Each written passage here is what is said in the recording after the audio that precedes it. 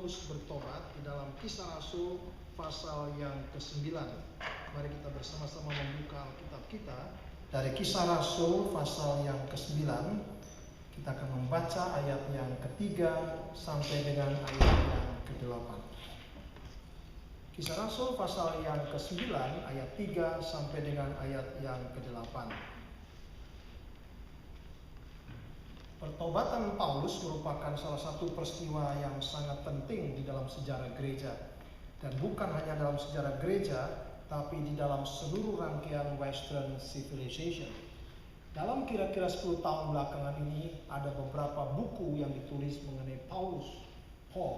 Bukan oleh teolog, bukan oleh orang Kristen, tapi oleh para filsuf, khususnya yang dari continental philosophy.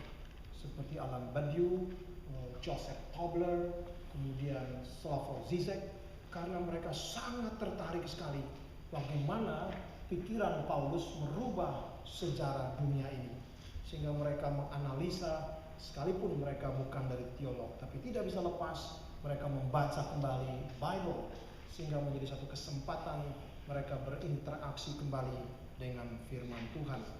Bagi kita bersyukur bagaimana Kristus yang bangkit memanggil Paulus, seorang yang mempunyai semangat yang besar dalam agama, dan dia boleh bertemu dengan Injil dan yang mengubah hidup dia. Mari kita membaca sekali lagi bersama-sama dari Kisah Rasul pasal yang ke-9 ayat yang ketiga sampai dengan ayat yang ke-8. Mari kita membaca beberapa ayat ini bersama-sama. 1, 2, 3. Dalam perjalanannya ke Damsyik, ketika ia sudah dekat kota itu, tiba-tiba cahaya memancar dari langit mengelilingi dia. Ia rebah ke tanah, dan kedengaranlah olehnya suatu suara yang berkata kepadanya, "Saulus, Saulus, mengapakah engkau menganiaya aku?" Jawab Saulus, "Siapakah engkau, Tuhan?" Katanya, "Akulah Yesus yang kau aniaya itu. Tetapi bangunlah dan pergilah ke dalam kota. Di sana akan dikatakan kepadamu apa yang harus kau perbuat." Maka termangu-mangulah teman-temannya seperjalanan, karena mereka memang mendengar suara itu, tetapi tidak melihat seorang juga pun. Saulus bangun dan berdiri, lalu membuka matanya, tetapi ia tidak dapat melihat apa-apa. Mereka harus menuntun dia masuk ke Damsyik. Demikian firman Tuhan. Mari kita berdoa sekarang. Tuhan Bapa di dalam surga, sebagaimana kuasa-Mu dinyatakan kepada seorang yang bernama Saulus oleh Roh-Mu yang kudus, di dalam kuasa kebangkitan-Mu, Engkau memanggil dia, dan dia boleh bertobat kembali kepada jalan-Mu. Kiranya segala kasih karunia-Mu juga yang berlangsung dalam sepanjang sejarah, hari ini juga bekerja di tengah-tengah kami, bahkan di dalam hati kami, sehingga kami sekali lagi dikuatkan, diperbaharui, dikobarkan, disegarkan di dalam nama-Mu yang kudus, sehingga kami beroleh kelimpahan damai sejahtera. Kiranya Roh Kudus memimpin kami masuk ke dalam pengertian akan firman-Mu dan beroleh kekuatan yang daripada Tuhan. Hanya di dalam nama Tuhan Yesus Kristus kami menyerahkan pemberitaan firman-Mu pada siang hari ini. Amin. Sesuai yang dikasih dalam Tuhan Yesus, pada minggu lalu kita sudah merenungkan bagaimana pertobatan Paulus meliputi dua hal yang penting. Di dalam bahasa Inggris disebut dengan conversion dan repentance. Dua kata yang tidak bisa kita pisahkan satu sama lain, tetapi mempunyai arti yang berbeda.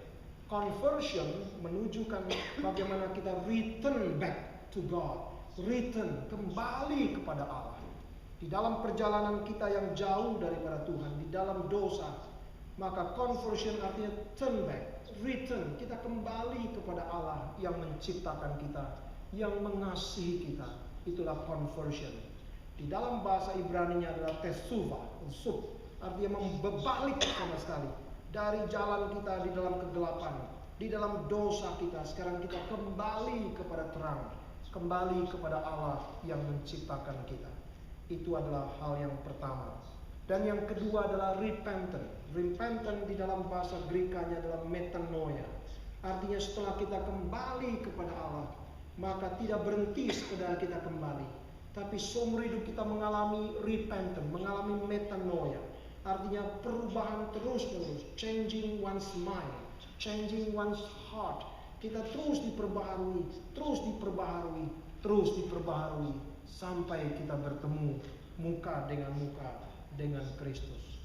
Maka dalam hidup Kristen kita tidak bisa memisahkan kedua ini, yaitu conversion dan seumur hidup kita mengalami metanoia, repentance, diperbaharui terus-menerus sepanjang perjalanan hidup kita. Dan itu dimulai oleh karena anugerah Tuhan.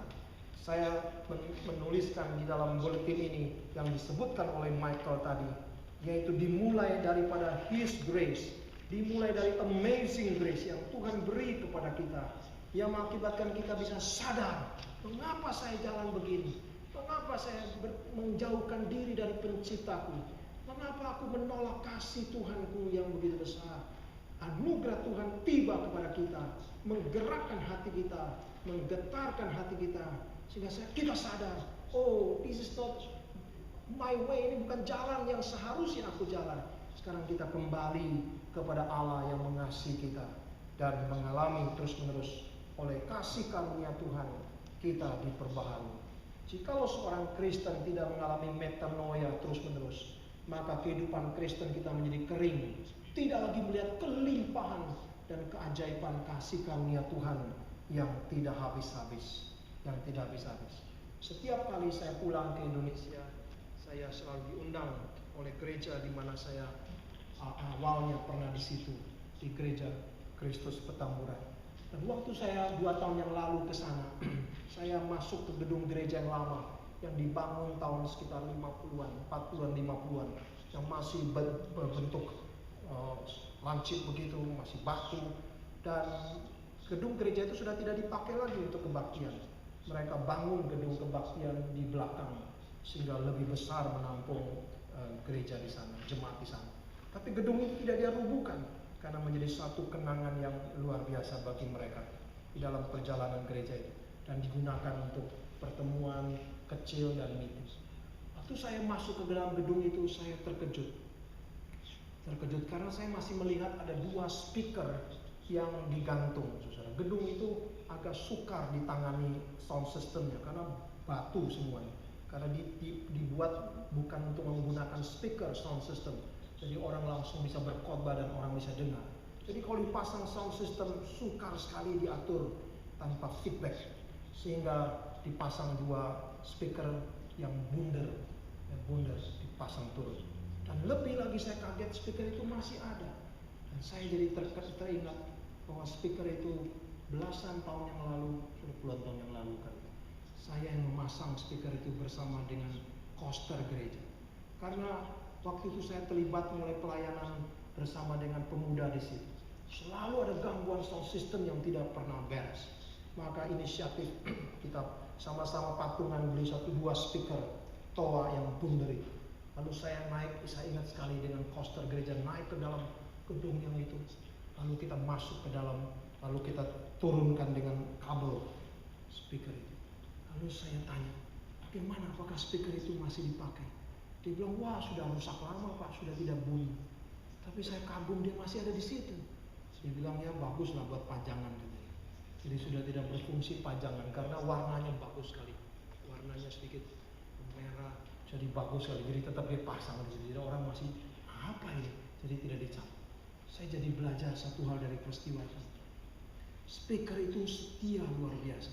Dia tidak pernah bergeser, masih ada di dalam gereja itu, tetapi tidak berfungsi apa-apa. Saya khawatir kita sebagai orang Kristen masih setia ada di dalam gereja, tapi tidak berbuah, tidak mengalami kelimpahan Tuhan day by day, week by week di dalam kasih karunia Tuhan. Kadang-kadang kita melihat ada satu yang begitu setia tapi tidak bertumbuh. Bagaimana itu bisa terjadi, saudara? Itu sebabnya, saudara, waktu Paulus di dalam pasal 26, di dalam dia menyampaikan tanggung jawab testimoni pertobatan dia kepada Raja Agripa, Dia mengatakan dua hal. Tugas panggilanku adalah memberitakan Injil supaya manusia yang berdosa bisa return to God, kembali kepada Tuhan, dan metanoia, mengalami terus-menerus kelimpahan kasih karunia Tuhan sepanjang hidup mereka. Itu merupakan tugas panggilan yang Tuhan berikan kepada Paulus dan juga kepada kita sebagai gerejanya. Itu sebabnya kita melihat saudara dikasih dalam Tuhan, seluruh pertobatan Paulus sekaligus juga menggambarkan dua hal ini terjadi dalam hidup dia. Waktu dia mengatakan dan menyaksikan mengenai pertobatan, dicatat oleh Lukas di dalam Kisah Rasul pasal yang ke-9. Selanjutnya saudara, kita akan memperhatikan lebih lanjut mengenai satu peristiwa yang terjadi pada waktu Paulus bertemu dengan Yesus Kristus yang bangkit. Waktu Paulus bertemu dengan Kristus yang bangkit, maka yang terjadi adalah dia mengalami kebutaan, saudara. Nah, ini merupakan renungan kita pada minggu siang hari ini. Apa makna dari kebutaan Paulus pada waktu Paulus bertobat, waktu Paulus mengalami metanoia, bertemu dengan Kristus yang bangkit? Di dalam ayat-ayat yang kita baca, saudara, kita melihat Paulus di dalam perjalanannya menuju Damaskus, dia mempunyai fokus yang jelas. Bukan hanya fokus akhirnya menjadi penyempitan, bahwa hidup dia adalah untuk mengejar, untuk menangkapi orang-orang Kristen, bawa ke pengadilan-pengadilan agama Yahudi supaya mereka ditangkap karena mereka mengikuti jalan Yesus Kristus. Rasul Saulus dengan fokus yang sudah menjadi sempit, dia tidak lagi mampu melihat hal-hal yang lain. Dia pergi ke Damaskus, ke Damsyik, untuk membunuh dan mengejar orang-orang Kristen. Dan di tengah perjalanan itu, saudara, di tengah perjalanan itu, maka tiba-tiba dikatakan suatu sinar cahaya yang besar dari surga bercahaya di sekitar dia, bercahaya di sekitar dia. Lalu dia jatuh ke tanah dan dia mendengar suara yang berkata kepada dia, "Saul, Saul, why are you persecuting me?" Mengapa engkau menganiaya aku? Sesuai yang dikasih dalam Tuhan. Lalu dikatakan kemudian dia menyaut dengan suatu pertanyaan, "Who are you, Lord?" Wow, saudara, suatu pertanyaan yang berdasarkan anugerah Tuhan. Tanpa anugerah Tuhan, seorang yang bernama Saul tidak akan pernah dalam mulut dia bisa bertanya, "Who are you, Lord?" Bukankah selama ini dia sudah memakai kacamata kuda dia, bahwa tujuan hidup dia adalah melayani Allah dengan cara mengejar, menangkapi, dan membunuh kalau perlu orang-orang Kristen? Bukankah dia sudah mempunyai keyakinan yang begitu besar, tapi mempersempit seluruh perjalanan hidup dia, tidak lagi mampu melihat kebenaran secara utuh. Tetapi dia kini bisa berkata, "Who are you, Lord?" Anugerah Tuhan sudah tiba kepada Saul. Seseorang bisa bertanya dengan tepat kepada Allah, kepada Kristus, merupakan anugerah. Seorang bisa mengatakan sesuatu dengan tepat kepada Tuhan, itu merupakan anugerah. Itu merupakan anugerah. Kita bisa berespon dengan tepat kepada panggilan Tuhan, itu merupakan anugerah, grace dari Tuhan. Banyak pertanyaan yang bisa disampaikan oleh Saul, banyak pertanyaan bisa dia utarakan. Dia seorang yang berpendidikan, dia seorang yang tahu Torah, dia seorang yang belajar dari seorang guru besar dari Farisi, Gamaliel, seorang yang terpelajar. Many question, dia bisa rise kepada Tuhan, dia bisa angkat dan bisa tanyakan kepada Tuhan. Tapi dia tanya pertanyaan yang sangat pokok, penting, yang tepat. Who are you, Lord? Pertanyaan yang dia membuka diri dia sekarang kembali kepada Tuhan. Pertanyaan yang membuka wawasan dia, meruntuhkan dari kacamata kuda dia. Selama ini kalau begitu saya melayani siapa?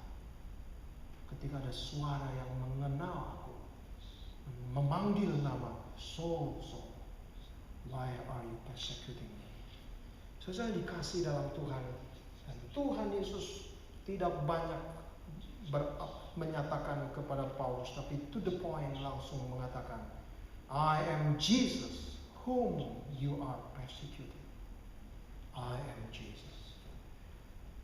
Pada waktu Tuhan Yesus mengatakan I am Jesus, clear. Tapi ditambah dengan satu penjelasan, whom you are persecuting. Engkau, akulah Yesus yang kau aniaya itu. Sesuai dikasih dalam Tuhan. Setelah peristiwa itu maka kita melihat Paulus menjadi buta, dikatakan dalam ayat 7 dan 8. Di sini saudara kita melihat ada dua perbedaan. Perbedaan yang antara orang-orang yang bersama-sama dengan dia dalam perjalanan dari ke Damaskus itu.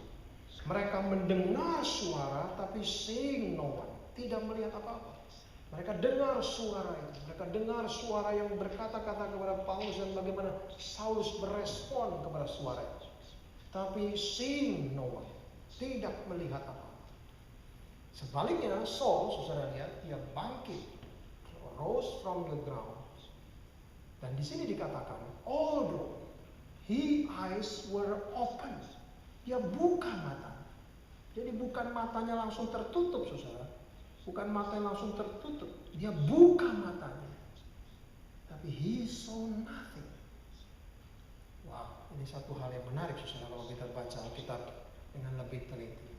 His eyes were open. Ini dalam bentuk middle, di dalam bahasa Grekanya, bisa juga dalam pengertian dia buka matanya. Tapi dia tidak melihat apa-apa. Dia tidak melihat apa-apa. Sehingga di sini saudara kita melihat saudara ada banyak hal yang bisa kita pelajari dari peristiwa ini. Di satu pihak dia tidak melihat apa-apa, tapi satu pihak dia membuka matanya. Dia membuka matanya. Dia membuka matanya. Saya jadi ingat pengalaman papa saya yang buta selama kira-kira mungkin 40 tahun sebelum dia meninggal dunia. Kira-kira mungkin umur 45-an dia buta. Tapi menariknya adalah saya masih ingat ketika saya masih kecil, selalu dia minta saya bacakan buku, bacakan koran. Jadi kita kakak beradik gantian suruh baca dia. Jadi dia dengar terus, dia suka dengar. Dan dia cuma minta dibelikan satu radio Philips yang banyak ban itunya. Jadi dari AM1, AM2, AM. Jadi tiap hari dia dengar berita, jadi kita kalau mau tanya berita, justru tanya dia. Dia tahu banyak peristiwa-peristiwa karena dia dengar, karena tidak bisa mengandalkan mata. Tapi menariknya mata dia suka sakit, jadi saya masih suka kasih obat mata. Dia buka matanya, tapi tidak kelihatan. Sehingga dokter mengatakan mungkin syarafnya yang terganggu, jadi bukan matanya itu sendiri. Saya jadi ingat pengalaman seperti Paulus, tapi Paulus menariknya, sehingga tidak bisa kita langsung katakan dia buta, karena dia masih bisa buka matanya. Tapi tidak melihat apa-apa. Tidak melihat apa-apa. Ada penekanan, dia membuka matanya. Itu yang menarik, saudara. Dia membuka matanya. Sehingga apa yang terjadi, saudara? Apa bedanya dengan orang-orang yang bersama-sama dengan Paulus? Mendengar suara tapi seeing no one. Tidak melihat apa-apa. Saudara, di dalam kita memahami apa yang Alkitab katakan mengenai kebutaan, maka sebetulnya di dalam seluruh perjanjian lama, dalam perjanjian lama, kebutaan merupakan sesuatu yang menarik, saudara. Bukan sekedar menggambarkan mata yang fisikal buta, tapi juga bisa menggambarkan secara spiritual, secara metafor. Ketika Tuhan Yesus berkata kepada orang-orang Farisi, kepada orang-orang agama Yahudi, Tuhan Yesus mengatakan, lebih baik kamu buta. Lebih baik kamu buta, tapi matamu mengenal kebenaran Allah. Daripada sekarang matamu celik, tapi hatimu buta. Tidak mampu. Begitu kita bangun tidur, buka mata kita, kita pasti mengandalkan mata kita, saudara. Begitu kita buka mata, pasti mengandalkan mata kita. Merupakan sensus yang luar biasa mata.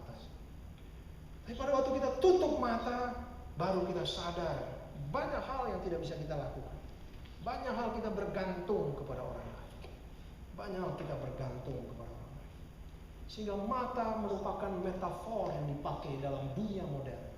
Di dalam dunia perkembangan saintifik, eyes merupakan metafor yang penting. eyes merupakan metafor yang menjadi kekuatan orang belajar sains. Jikalau saudara melihat dosenmu, profesormu bikin rumus-rumus yang begitu panjang, garis sana garis sini, rumus-rumus, begitu matamu sekali lihat itu, langsung kau bisa menangkap itu.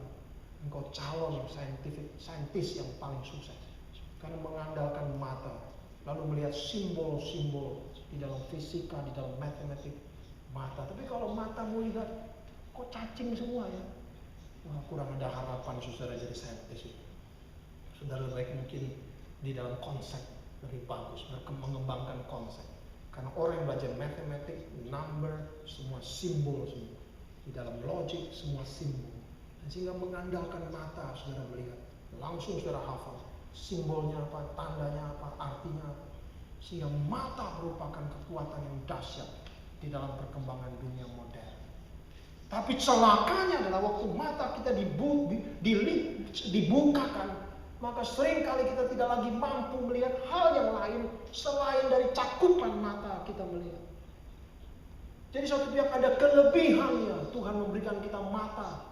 Tapi juga ada kelemahannya, begitu kita buka mata, langsung kita mengandalkan kemampuan kita melihat dengan mata jasmani kita. Kita lupa bahwa mata dibatasi oleh perspektif, mata dibatasi oleh hal-hal yang menghalangi. Ada hal yang lain di luar tembok itu yang tidak kita kelihatan. Tapi kita merasa sudah nyaman karena kita sudah bisa menghandle apa yang kita lihat dengan mata kita. Mata merupakan gambaran yang penting dalam Alkitab. Kadang-kadang mata kita buka, tapi hati kita tidak mampu melihat kebenaran Tuhan. Maka kita melihat dalam peristiwa Paulus, Tuhan mengizinkan Paulus tetap buka mata. Silakan buka mata. Tapi he saw nothing. Tidak melihat apa-apa. Kalau orang banyak itu cuma tidak melihat Yesus yang bersuara, mereka tetap masih bisa melihat. Sehingga bagi mereka peristiwa itu sekedar lalu. Mereka masih bisa melihat teman-teman mereka. Mereka masih bisa melihat situasi sekitar mereka, lalu mereka merasa aman. Oh, ternyata tidak ada apa-apa. Oh, sekedar suara dan sudah lewat. That's all. Tidak ada apa-apa. Lalu teman-teman Paulus akan segera bangun, merasa tidak ada masalah. Saya sudah bisa handle dengan mata. Saya sudah bisa mengecek dengan mata. Tidak ada apa-apa. Tuhan tidak izinkan Paulus seperti itu. Karena kalau Tuhan izinkan Paulus seperti itu, dia tidak pernah mengalami conversion, mengalami repentance. Saulus juga buka langsung matanya, dia tidak langsung mau terima begitu saja, dia buka, tapi tidak melihat apa. He saw nothing, tidak melihat apa. Satu rangkaian yang penting. Tapi di satu pihak, saudara dikasih dalam Tuhan, di satu pihak, Paulus berkata bahwa aku melihat Tuhan. Ini merupakan satu hal yang penting. Di dalam kesaksiannya di dalam surat Galatia misalnya, Paulus mengatakan aku melihat Tuhan. Karena dia dengar persis suara Tuhan. Dan secara pribadi suara Tuhan ditujukan kepada.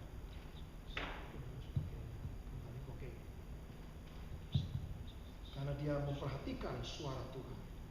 Nah, apa artinya saudara di dalam peristiwa ini? Apa artinya dikatakan his eyes were open, he saw nothing? Apa artinya saudara? Pada waktu saya mengadakan kembali perenungan, saya dalami kembali firman Tuhan, saya baca kembali, saya analisa, saya doa, banyak hal yang bisa kita pelajari. Tapi saya ingin angkat dua hal yang penting saudara di dalam kaitan dengan kehidupan kita saat ini. Dua hal yang penting di dalam kaitan dengan pengalaman Paulus bertemu dengan Tuhan. Ketika dia membuka matanya, tapi dia tidak melihat apa-apa. Hal yang pertama saudara kita melihat, satu pihak dia mau buka mata, tapi di satu pihak dia tidak melihat apa-apa. He saw nothing. Dia tidak melihat apa-apa. Saudara, kalau kita bandingkan dengan Kisah Rasul pasal yang ke-26, dalam Kisah Rasul pasal 26, di dalam Kisah Rasul pasal 26 dan 22 dan 26, ini mengenai di dalam Kisah Rasul pertobatan Paulus ada 3 kali disebut, pasal 9, pasal 22 dan pasal 26. Ada 3 kali. Kalau kita ingin mendalami mengenai pertobatan Paulus, kita harus baca ketiga laporan yang disampaikan Lukas mengenai pertobatan Paulus. Maka kita melihat dua hal, saudara, mengenai peristiwa yang dialami oleh Paulus di sini. Hal yang pertama, saudara, kita melihat hal yang pertama. Di dalam Kisah Rasul pasal yang ke-13, kita coba lihat dulu pasal 13. Mari kita membaca Kisah Rasul pasal 13 karena ini merupakan satu peristiwa yang penting kita bandingkan dengan pengalaman Paulus. Di dalam Kisah Rasul pasal yang ke-13, Paulus dan Barnabas bertemu dengan seorang yang bernama Elimas. Elimas ya, dalam bahasa Yunani adalah tukang sihir. Dan dia seorang nabi palsu dikatakan. Kisah Rasul pasal 13. Kita membaca ayat yang ke-9, mulai ayat ke-9. Kisah Rasul 13 ayat yang ke-9 mengenai kebutaan ya. Tetapi Saulus juga disebut Paulus yang penuh dengan Roh Kudus menatap Elimas, tukang sihir itu, dan berkata, "Hai anak iblis, engkau penuh dengan rupa-rupa tipu muslihat dan kejahatan. Engkau musuh segala kebenaran. Tidakkah engkau akan berhenti membelokkan jalan Tuhan yang lurus itu? Sekarang lihatlah, tangan Tuhan datang menimpa engkau, dan engkau menjadi buta beberapa hari lamanya. Engkau tidak dapat melihat matahari." Dan seketika itu juga orang itu merasa diliputi kabut dan gelap. Sambil meraba-raba ia harus mencari orang yang menuntun dia. Dalam Kisah Rasul pasal 13 ayat 9 di situ dikatakan kebutaan, blindness, dikaitkan dengan jalan manusia di dalam kegelapan. Elimas hidup di dalam darkness, di dalam kegelapan. Hanya karena mata dia melihat, karena hanya mata jasmani dia melihat, dia malah menyesatkan banyak orang. Maka sekarang Tuhan hukum Elimas dengan kebutaan yang sejalan dengan kegelapan yang ada di dalam hati dia. Saudara, ini merupakan sangat paradoks di dalam rangkaian hidup manusia. Kadang-kadang hidup kita di dalam kegelapan, di dalam dosa. Ide dan konsep pikiran kita di dalam kegelapan dan dosa. Tapi mata kita masih bisa melihat. Sehingga celakanya kita bisa menyesatkan banyak orang di dalam kegelapan itu. Maka hukuman Tuhan sebetulnya adalah bikin mata dia buta. Karena memang itu sejalan, sesuai dengan kegelapan di dalam hati manusia. Di dalam hati manusia. Hukuman Tuhan, saudara, bukan hukuman dalam kebencian. Hukuman Tuhan bukan dalam hukuman karena manusia benci, karena Tuhan benci kepada kita. Tapi hukuman Tuhan seringkali adalah justru menyatakan demikianlah memang isi hati manusia. Demikianlah isi hati manusia. Jikalau tidak ada hukuman Tuhan, maka kegelapan seakan-akan tidak ada yang dapat menahan dan mau mengacaukan dunia ini. Itu yang terjadi, saudara. Sukar seringkali kita memahami di dalam rangkaian. Pertanyaan kita, apakah kebutaan Paulus adalah seperti ini? Ini menjadi satu pertanyaan kita. Apakah kebutaan Paulus menjadi seperti ini? Di satu pihak, saudara, kita melihat Saulus memang adalah seorang yang merasa jelas, matanya jelas. Di dalam Kisah Rasul pasal yang ke-26, 22 dan 26, di dalam bahasa Greka disebutkan mata Paulus tadinya mencelik. Mencelik artinya mata Paulus itu sangat nero. Ya sudah sangat jelas bahwa dia hanya mempunyai tugas menangkapi orang Kristen, membunuh mereka kalau perlu. Jadi bukan saja dia mempunyai hati yang gelap, tetapi juga dia mempunyai kekuatan yang begitu besar untuk membunuh orang-orang Kristen. Bagaimana dinyatakan dalam Kisah Rasul 22 dan 26 dalam kesaksian Paulus. Maka satu pihak, kebutaan Paulus bisa kita kaitkan dengan penghukuman Tuhan bagi dia. Sebagaimana dinyatakan juga dalam kitab Nabi Yesaya mengenai kebutaan. Yesaya dikatakan Diminta Tuhan menyatakan segala kebenaran Tuhan. Tapi umat Israel mendengar tapi tidak mengerti. Melihat tapi tidak bisa menangkap. Ini merupakan dilema dari manusia yang berdosa. Dan Paulus mengalami di satu pihak keadaan seperti ini. Puji Tuhan, jikalau Tuhan pada suatu saat membongkar kehidupan kita, membongkar segala kehidupan kita yang sesuai memang dengan hati kita, karena itu saat dimana Tuhan menyembuhkan kita. Jikalau justru kita bisa berpura-pura antara hati kita dengan di luar kita, kita tidak akan pernah mengalami pertobatan, tidak akan pernah mengalami kuasa Tuhan yang menyembuhkan. Jadi kita melihat pada peristiwa Elimas, sebetulnya Tuhan meneguhkan kegelapan hati dia, sehingga dia tidak lagi bisa menyelewengkan orang lain. Paulus di satu pihak, dia terlalu narrow, dia terlalu sempit pandangannya. Hidup dia hanya sekedar untuk membunuhi orang-orang Kristen, menangkapi dan memasukkan penjara orang-orang Kristen. Maka Tuhan izinkan Paulus tutup mata dia. Dia berusaha buka lagi matanya. Tetapi Tuhan tidak izinkan dia melihat apapun. Saat dimana Paulus boleh merefleksikan diri dia kembali. Apakah memang mata dia cukup dia andalkan untuk melakukan segala ambisi dan nafsu dia. Saat dia berhenti sejenak. Ini hal yang pertama. Hal yang kedua, saudara dikasih dalam Tuhan, kita belajar dari peristiwa butanya Paulus. Dia berusaha melihat tapi tidak dapat melihat apapun. Dia membuka matanya tapi tidak melihat. Lalu kemudian Paulus pergi kepada Ananias. Di dalam Kisah Rasul 9 dikatakan dia pergi ke Ananias. Lalu kemudian kita melihat pada waktu dia pergi ke Ananias, lalu kemudian Ananias mendoakan Paulus. Pada ayat ke-18, di situ dikatakan satu kalimat yang menarik. Waktu Ananias berdoa bagi Paulus, waktu Ananias mendoakan Paulus, ayat 18 dicatat satu hal yang menarik. Dan seketika itu juga seolah-olah selaput gugur dari matanya, sehingga ia dapat melihat lagi. Ia bangun lalu dibaptis. Immediately something like a scales fell from Saul's eyes. Something like a scale. Ada selaput yang menutupi mata dia. Waktu didoakan lepas, saudara. Wow, ini satu yang menarik. Sehingga ini merupakan divine intervention. Merupakan divine intervention. Intervention. Bagaimana Tuhan Allah bertindak, dia bekerja di dalam peristiwa Paulus. Jadi dia masih bisa buka matanya, tapi ada selaput yang menutupi mata dia.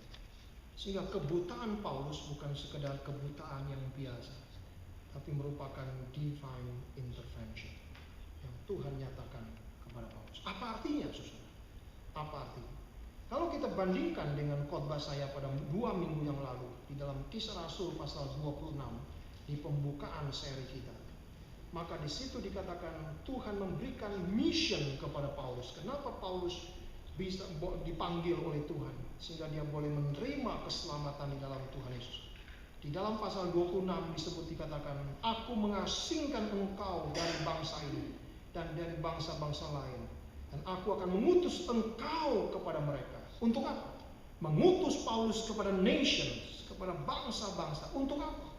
Dikatakan untuk apa? Ayat 18, pasal 26 ayat 18. Disitu dikatakan untuk membuka mata mereka, to open their eyes, to open their eyes. Ini merupakan rangkaian. Paulus mengalami terlebih dahulu bagaimana makna kebutaan secara rohani di situ, bahwa dia betul-betul tidak bisa membedakan kebenaran Tuhan dengan kepalsuan. Kalau dia belum mengalami itu, dia belum bertemu dengan kebenaran Kristus, dia tidak akan mampu open their eyes, open the nation's eyes. Itu sebabnya saudara kita melihat sebetulnya perjalanan daripada Paulus merupakan suatu perlengkapan yang Tuhan sediakan bagi dia, untuk dia boleh menyadari misi panggilan yang Tuhan berikan kepada dia. Di satu pihak, kebutaan Paulus mau menyatakan kepada Tuhan, menyatakan kepada Paulus, engkau tidak bisa hanya mengandalkan matamu mengerti pekerjaan Tuhan. Tidak bisa sekedar mengandalkan keinginanmu dan desire-mu untuk mengerjakan pekerjaan Tuhan. Mata hatimu perlu dibukakan mengenal siapa Yesus Kristus yang engkau aniaya itu. Di lain pihak, Paulus dipanggil untuk memberitakan Injil supaya membuka mata daripada orang-orang yang di dalam kegelapan. Dan Paulus perlu mengalami itu terlebih dahulu. Perlu mengalami itu. Apa artinya dibukakan mata? Dibukakan mata. Maka saudara, saya menutup khotbah ini seperti dengan rangkaian mujizat yang Tuhan Yesus lakukan. Ketika Tuhan Yesus bertemu dengan Bartimeus yang buta. Lalu Tuhan tanya kepada dia, apa yang kau kehendaki aku perbuat bagimu? Bartimeus mengatakan, supaya aku melihat, ya Rabi, ya anak Daud. Melalui perkataan itu Tuhan ingin membukakan kepada Bartimeus. Bartimeus, tahukah apa yang kau minta? Tahukah apa yang kau minta? Aku mau melihat, ya Rabi, ya anak Daud.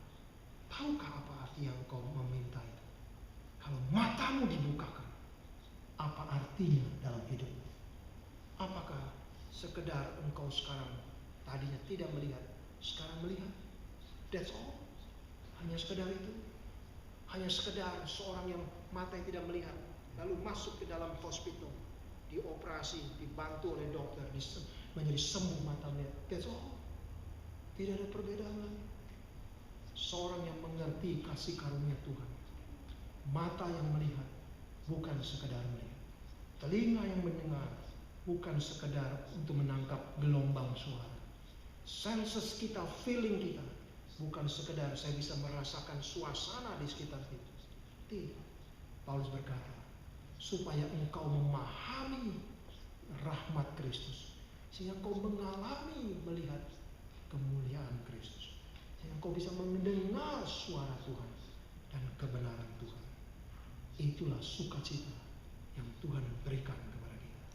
Bukan sekedar hanya fisikal, tetapi keutuhan hidup kita mempunyai makna yang berlimpah di dalam Tuhan. Mari kita tundukkan kepala, masuk di dalam doa. Dengan sikap yang berdoa, kita mau bersyukur kepada Tuhan. Kita menaikkan pujian. Haleluya. Haleluya. Haleluya. Mari saudara kita bangkit berdiri bersama-sama. Menaikkan pujian. Haleluya. Haleluya.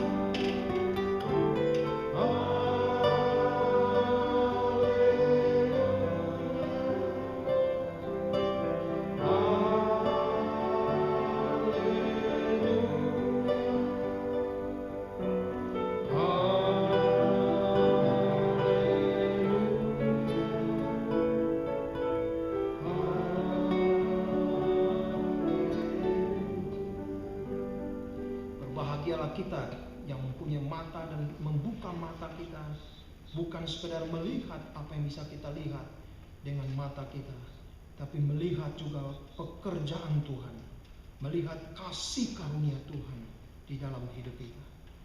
Berbahagialah kita yang bukan saja membuka telinga kita mendengar suara apapun yang datang ke telinga kita, tapi terlebih lagi mendengar suara Tuhan, mendengar suara gembala kita, mendengar firman Tuhan, perkataan-perkataan yang membebaskan kita, firman Tuhan yang hidup. Berbahagialah kita yang mempunyai perasaan, yang bisa menyentuh dan merasakan sesuatu, Tapi bukan sekedar merasakan apa yang bisa kita rasakan, yang dipengaruhi oleh hanya sekitar keadaan kita yang ada sekarang. Tapi bisa merasakan kebaikan Tuhan, merasakan janji Tuhan, merasakan segala penyertaan Tuhan di dalam kasih karunia. Berbahagialah kita yang bukan sekedar bisa mengecap, lidah yang bisa membedakan begitu banyak rasa, makan makanan yang bisa kita makan, tapi mengecap kebaikan Tuhan, mengecap, menerima Dia tinggal di dalam kita. Berbahagialah kita yang bukan sekedar bisa mencium wangi-wangi aroma yang indah, tetapi terlebih lagi Rasul Paulus mengatakan, kita adalah aroma Kristus yang membawa bau harum kehidupan bagi sesama kita.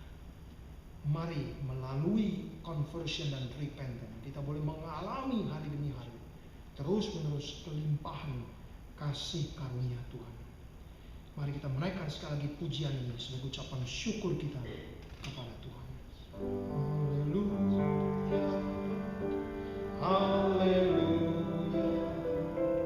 haleluya, haleluya, haleluya,